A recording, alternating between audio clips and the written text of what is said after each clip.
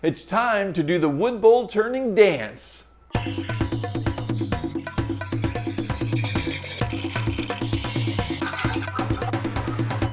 Hi, I'm Kent and welcome to Turn a Wood Bowl. You know, on this channel we cover all sorts of different topics besides just turning bowls from start to finish. We've covered how to use a bowl gouge properly. We've covered what direction you should be moving with the bowl gouge in order to get a supported grain cut. We've even talked about tools you should never use when turning a wood bowl. But you know what we've never talked about is how do we move our body when we're turning wood bowls?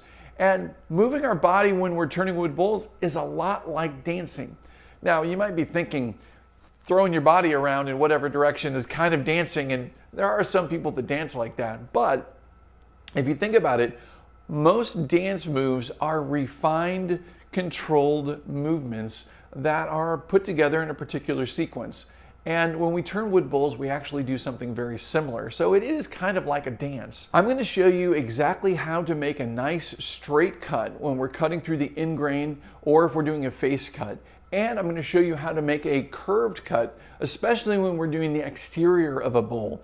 That's going to be really important. I'm going to show you how your body should move when you're making straight cuts, such as the end grain on the side of a bowl or the face cut across the face of the bowl. And I'm going to show you how to make a curved cut and how your body should move in order to make that curved cut fluid and smooth.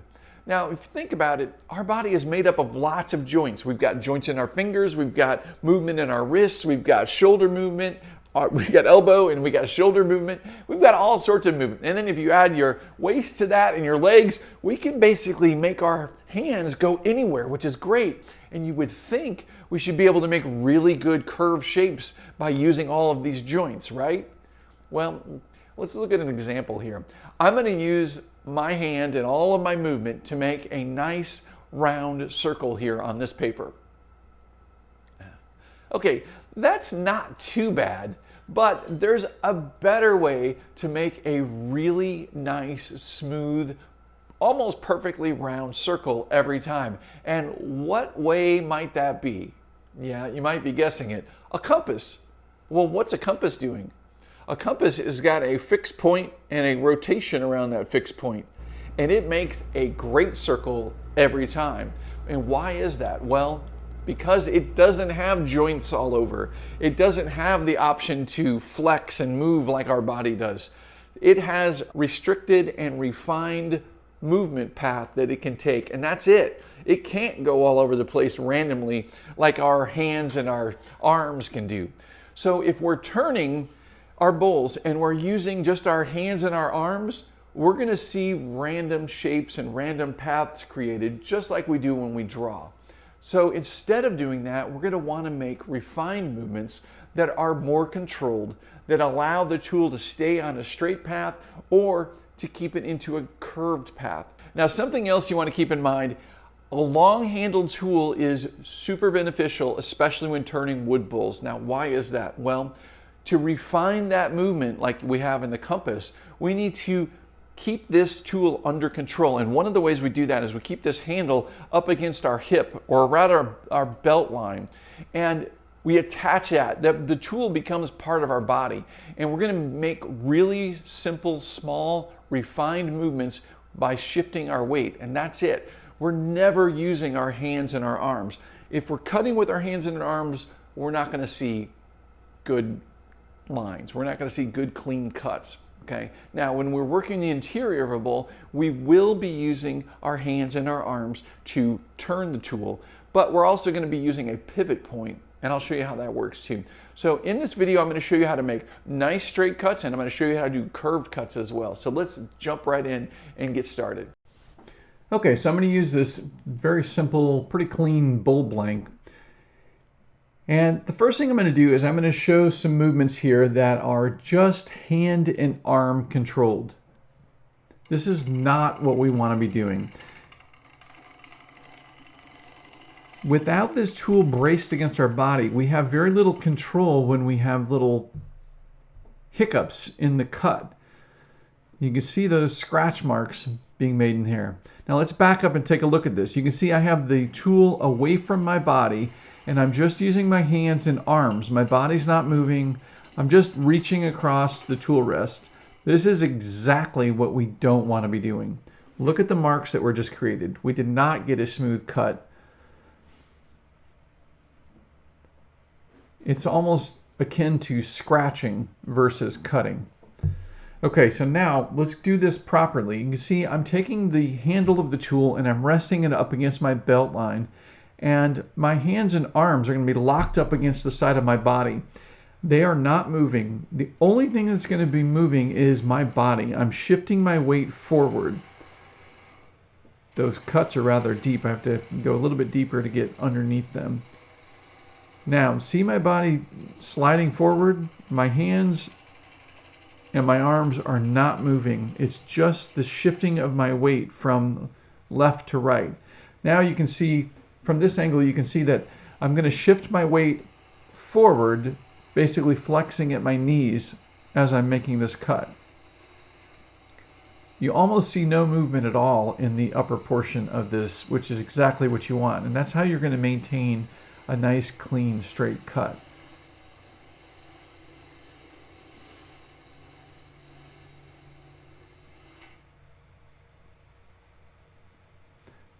Look how nice that cut is. There's almost no scratches in it.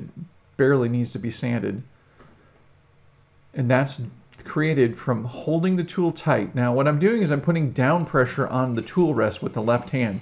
At no point does the left hand ever steer a cut or try to direct the tip of the tool. It is just there to guide it. And as you can see here, my thumb is pressing down on the tool to keep it on the tool rest, and my index finger is sliding across the tool rest. That's the only purpose for my left hand.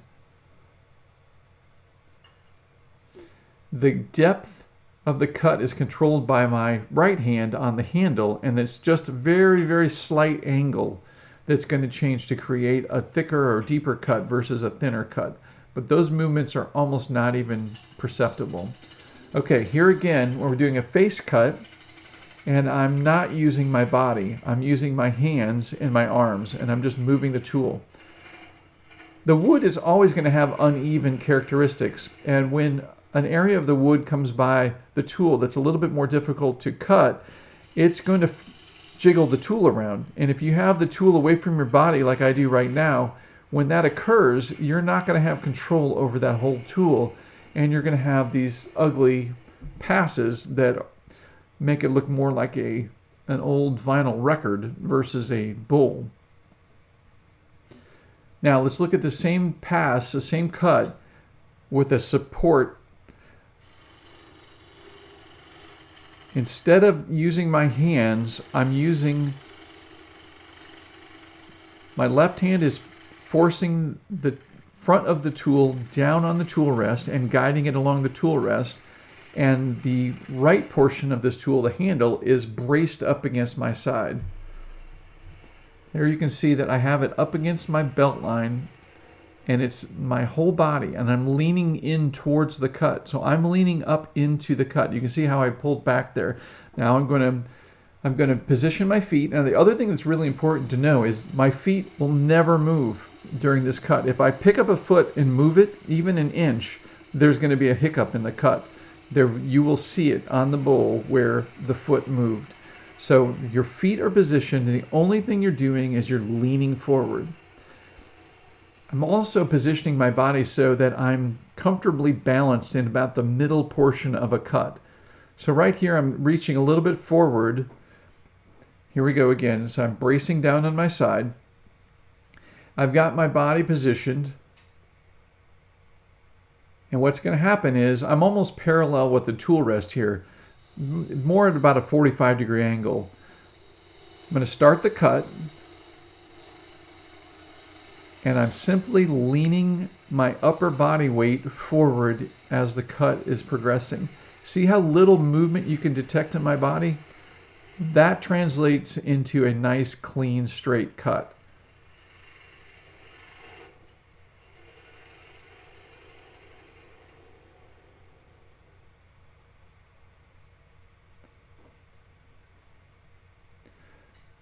So let's take a look at this. If I'm not cutting, this is the motion I'm making.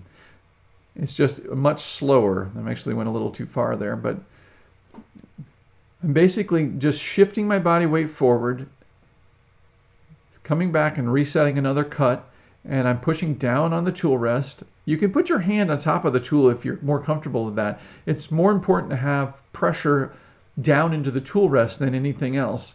And then you're just guiding it across the tool rest.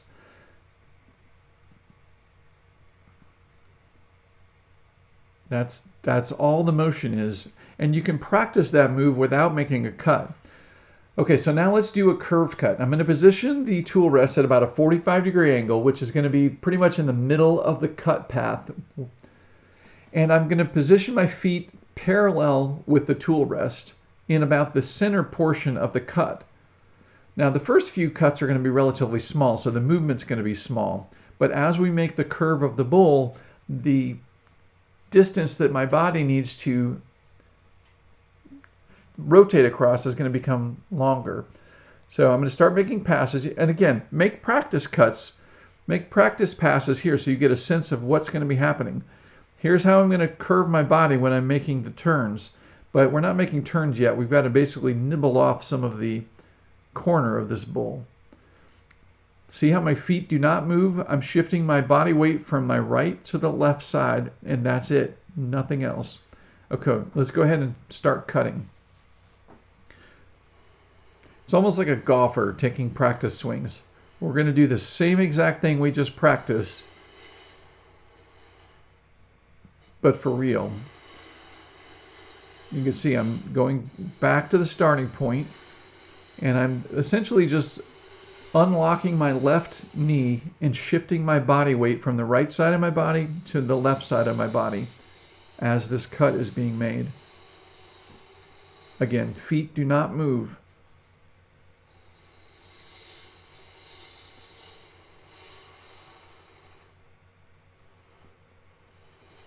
Okay, so what happens if a foot moves? If you're liking this video and you're learning something from it, do me a huge favor and click that like button below the screen. Thank you. I'm making a pass. This curve is getting larger on the bull. There went one little movement. Just that little movement, I probably moved 3 or 4 inches. And there, see that hump? That was from the movement of picking up that foot. The cut was, and the curve was completely interrupted. So we don't want to pick up our feet. We want to go through one smooth pass all the way around, shifting our weight all the way across.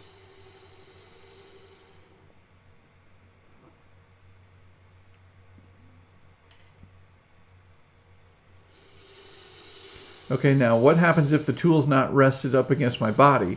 Well, I could try to make a cut, but again, there's going to be little moments when the wood grips the tool a little bit more and then vibrates it and bounces it around. And when it does that, it's going to make little grooves, tool marks. Nobody likes tool marks, and they can be really frustrating.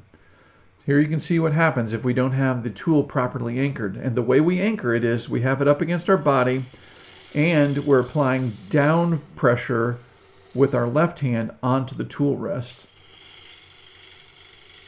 Again, remember, the left hand is not doing anything to guide this tool. We're basically using the right hand as a rudder, steering the tool, but at the same time, we're keeping that tool handle right up against our body so it's well supported. Look how clean that cut is. Okay, so I'm centering myself. This cut's getting longer and larger, so I have to reach across a bit to start the curve. And I also got to remember to move the tool rest up as we start whittling down. And I'm reaching across the lathe to start the cut. I don't want to start over here because if I start over here, I will be overextended by the time I get to the end of the cut. So as I'm going around this curve, I'm going to be positioned in the center. I'm standing centered here, about the middle of the curve. Now I'm leaning to my left to finish out the cut. Let's look at this from a different angle. Okay, so again, I'm centered and parallel with the tool rest, and the tool rest is about 45 degrees to the face of the bull. I lean across the lathe and start the cut.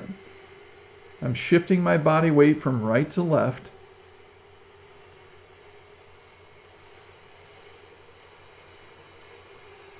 And as I pass center, I have to reach a little bit to the left. But now I've made one pass uninterrupted. Now, you don't have to make this. Remember, we have another video where I talked about how to make these really dramatic wood turner cuts where everything looks perfect and beautiful. You don't have to make this in one pass. You can do this in multiple sections. So you could do a section there. You could stop and go to another section. Now, if you do that, what's going to happen is you're probably going to have a little bit of a noticeable interruption between those two joints. And a common thing that people do, and I did this, was to try to make another pass or another cut to remove that little hump. And if you keep doing that, you're eventually going to be left with nothing more than a doorknob as opposed to a bowl. So see this little hump, that high spot? I went ahead and marked this with a pencil. Instead of making a cut where I'm going to remove a whole bunch of material, I'm going to use the shear scrape. Now, if you're not familiar with the shear scrape, this is the perfect application. I only want to take down a little bit of that high spot, and I want to merge those two curved areas together. This is where the shear scrape comes into play. And look what's happening. I'm making practice cuts here. Again, I'm just shifting my body weight. I'm not moving my hands or my arms. I'm pressing down with my left hand onto the tool rest, and I'm keeping the tool braced against my hip. In this case, the tool is angled up at more of an angle, about a 45-degree angle, but it's braced against my hip, so it's not moving. Here you can see I'm just shifting my body weight from right to left and left to right as I'm doing the shear scrape. I've got a video all about the shear scrape. You're going to want to check that out so you know how to use this, because it will become an invaluable tool for you in your bolt turning. Now you can see how I merged those two areas together, taking down that high spot without removing a ton of material. And again, it's all in the way we shift our body weight. That's it. Okay, so let's talk about clearing out the interior. Now this is a little different because we do have the tool away from us quite a bit.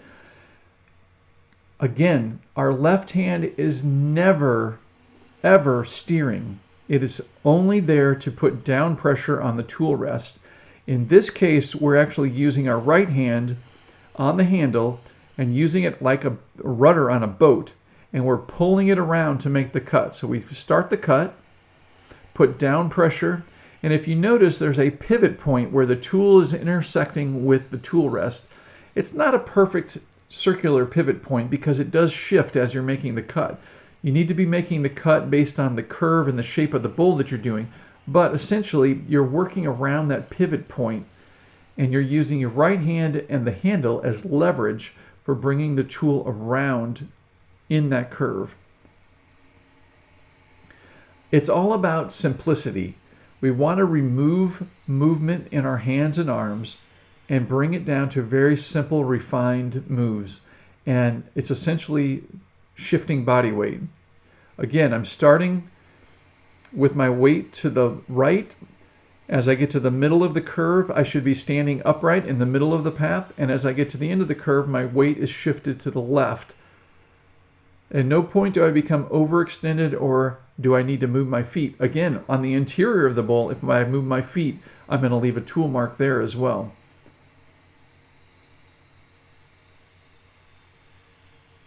Very simple, refined movements. Starting the cut, I'm putting down pressure and steering the handle around by shifting my body weight. That's it.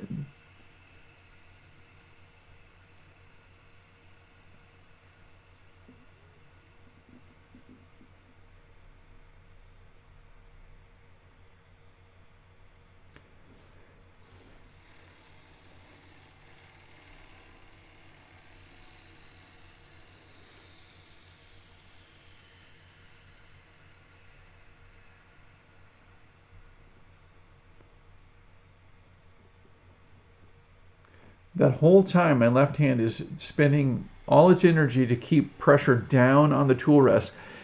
If the tool is not pressed down into the tool rest, there's a good chance it's going to vibrate, and that's going to create tool marks as well.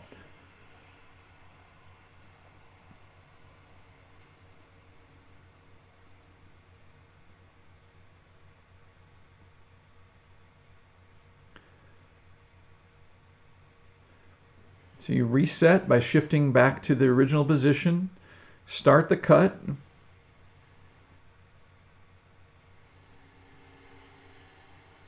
apply down pressure into the tool rest, and with my right arm, which again, I don't know if you noticed too, but my right arm is locked in a position, so I'm not letting that arm flex around much. Now, it's not as good as being up against my body, but I can't quite get it to my body because I can't reach over that far.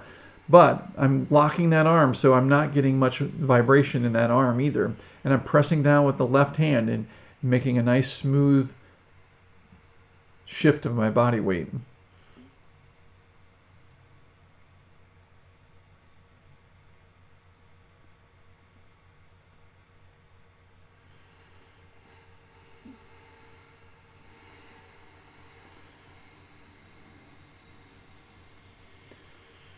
You can see how smooth, it's almost mechanical, like the compass, where we have a very simple, repeatable movement. Okay, so hopefully you see now how restricting and refining your movements when you're making cuts is actually going to benefit the overall appearance of your bowls. You're going to have nice straight lines and you're going to have nice flowing curves when you restrict your movement and you don't allow your body and you don't allow your hands and your arms to control the tool just randomly. You want to have that restricted, refined movement. Now, I do get a surprisingly large amount of questions from people that are restricted to chairs, whether it's a wheelchair or they're not able to stand for long periods of time and they turn while seated. The only thing that I could say, because I haven't done this myself and I'm not going to pretend to know exactly what your circumstances are, and obviously everybody's abilities are different. So what I would suggest though is if you have the ability to shift your weight while in your chair by moving your upper body from left to right, again, that's a refined movement. You could keep the tool up against your body and make a refined movement from left to right, and you should have better results than just using your hands and using your arms. You're just going to have to practice with that and see what works with you, but use what you're seeing here and apply it to your particular situation and see if you see improvements. Also, make sure your lathe is down at a height so you're not reaching up to it. You're either going to want to take the legs off and reconstruct a base for it, or there are lathes out there that can be rotated. I know Robust makes one called the Scout, and that can be mounted so that it's positioned down and you can sit next to it. And I'm sure there's other ones out there too, so you want to check those out. All right, guys, well, I hope this video has helped you understand the way we move our body when we're turning wood bowls. And if it has helped you, please do me a huge favor, click that like button below the screen and also subscribe if you're not already subscribing. How are you not subscribing to this channel? That's crazy. If you're interested in turning wood bowls, I need you to subscribe to this channel. So go ahead and click that subscribe button and click the bell next to the subscribe button as well. That way you'll be notified each time one of my videos comes out and you're not going to want to miss any of those.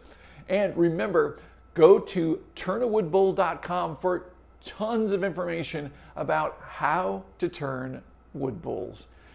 All right, guys, thank you so much for watching. And as always, happy turning.